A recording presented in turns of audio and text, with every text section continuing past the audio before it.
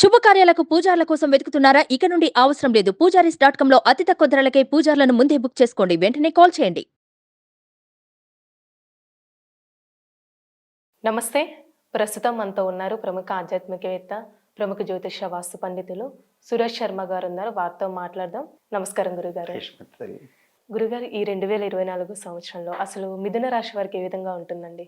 మిథున రాశి వారికి ఇయర్ ప్రారంభం అంతా బాగానే ఉంటుందమ్మా.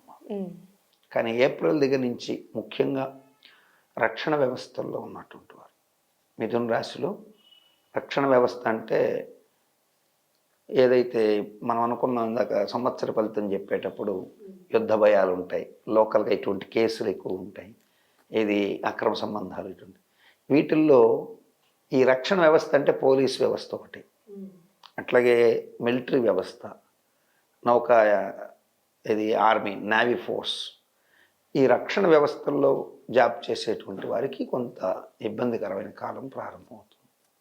ఇది త్రూఅవుట్ ఇయర్ దాకా ఉంటుంది, ఏప్రిల్ టు నెక్స్ట్ ఏప్రిల్ దాకా.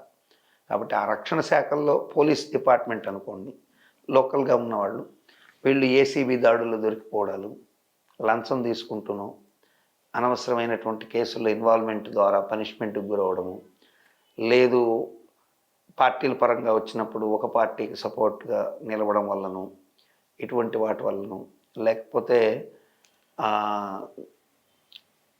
ఇన్ఫర్మేషన్ని పాస్ చేయడం వలన, సైనికులైతే శత్రు దేశాలకు రహస్యాలని ఏదో ట్రాప్లో పడిపోయి, హనీ ట్రాప్ అని మనం చూస్తుంటాం, ఇటువంటి ట్రాప్స్లో పడిపోవడము, లేకపోతే ఫేస్బుక్ లాంటి వాటి మాధ్యమాల్లో తెలియక మోసపోయి మొత్తానికైతే ఇబ్బందికర పరిస్థితిని రక్షణ శాఖ వాళ్ళు ఎక్కువ ఎదుర్కొంటారు.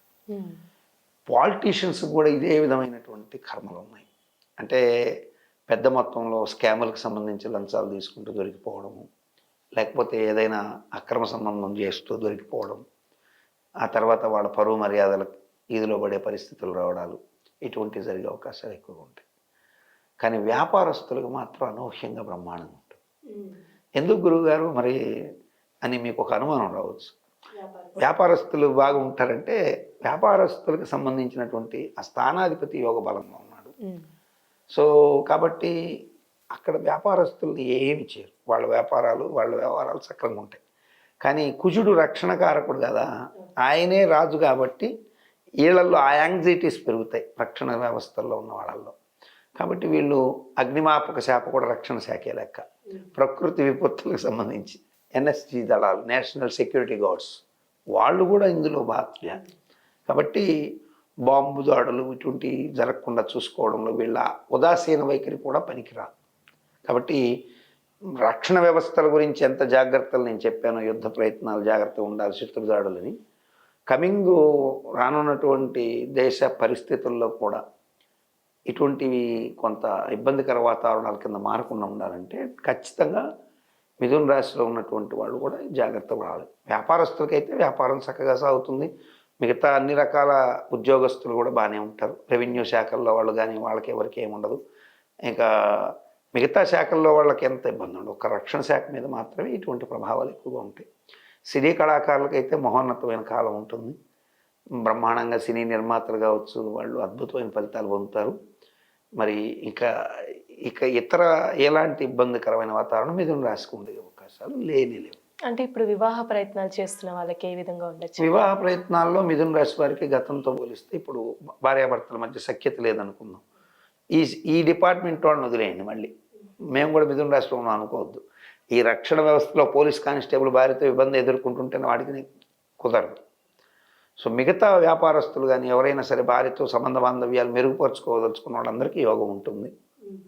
అండ్ సినీ కళాకారిణులుగా, హీరోయిన్స్గా ఎవరైనా మిథున రాశిలో ఉన్నారనుకోండి, అప్కమింగ్ యాక్ట్రెసెస్ మహోన్నతమైన భవిష్యత్తుని లీడ్ చేస్తారు. వాళ్ళకి అంత అద్భుతంగా ఉంటుంది. అంటే శుక్రగమనం ఉగాదప్పుడు 10th హౌస్లో ఉంటే, మిథున రాశికి శుక్రుడు రాజయోగకారకుడు కాబట్టి ఉచ్చస్థానంలో ఉండడం, ఆ తర్వాత లాభంలోకి రావడం, వ్యయంలో స్వక్షేత్రంలో ఉండడం, తర్వాత మళ్ళీ కేంద్రంలో ఉండి యోగాన్ని పట్టడం, ద్వితీయంలో వచ్చినప్పుడు కొద్దిగా మిశ్రమ ఫలితాలు ఇవ్వడం, మళ్ళీ 3ంటికి వెళ్ళినప్పుడు మంచి శుభాలు ఇవ్వడం, ఇట్లా శుక్రుడు గమనం యోగంలో వెళుతోంది. మధ్యలో మౌఢ్యాలు ప్రాప్తిస్తాయి, గురుమూఢాలు, శుక్రమూఢాలు, ముహూర్తాలు కూడా ఉండవు. పెళ్లి ముహూర్తాలు లేనప్పుడు ప్రజలు ఏం చేస్తారు, ఖాళీగా ఉన్నారు కాబట్టి ఎక్కువ భాగాలు సినిమాల మీద వాటి మీద పేమెంట్స్ పెడతారు. కాబట్టి ఈ సినీ ఇండస్ట్రీ బాగుంటుంది, ఓటీటీ ప్లాట్ఫామ్స్ బాగా వృద్ధి ఉంటాయి. కాకపోతే రక్షణ వ్యవస్థ వాళ్ళకి బాగాలేదు. వాళ్ళు తప్పనిసరిగా జాగ్రత్తలు తీసుకోవాలి. అట్ ద సేమ్ టైం మేము అన్యాయంగా ఇరుక్కున్నామనే కౌంటర్ లేకుండా మీకు అటువంటి ఇబ్బందులు రాకుండా ఉండేందుకు పరిహార మార్గాలు అయితే వీళ్ళు ఖచ్చితంగా చేసుకోవాల్సి ఉంటుంది. చండీ హోమాలు, మహాలింగార్చన, అట్లాగే సుబ్రహ్మణ్యేశ్వర స్వామికి సంబంధించినటువంటి హోమాలు ఇవి చేసుకోవడం మంచి శుభాన్ని కలిగిస్తుందమ్మా. చాలా చక్కగా తెలియజేశారు గురుగారు. ధన్యవాదాలు.